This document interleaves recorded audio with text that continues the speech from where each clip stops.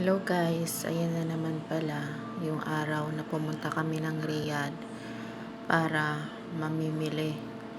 Alam nyo ba guys na 2 hours yung biyahe namin galing sa lugar namin papunta ng Riyadh.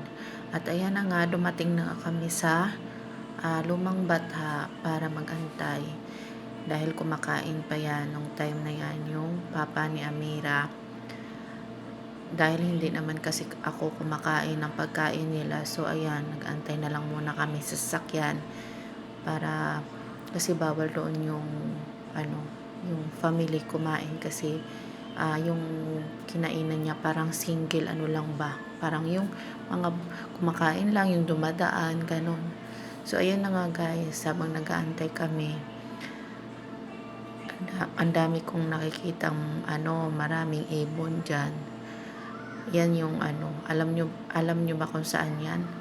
At ayan guys, habang nag-aantay kami, naboboring si Amira, naglinis siya ng kanyang sapatos.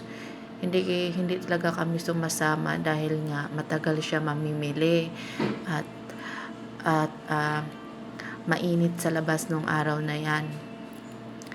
Dahil summer pa yung pumunta kami nung nakaraan yan sa last year pa siguro to, kaya hindi ko lang na-upload agad-agad.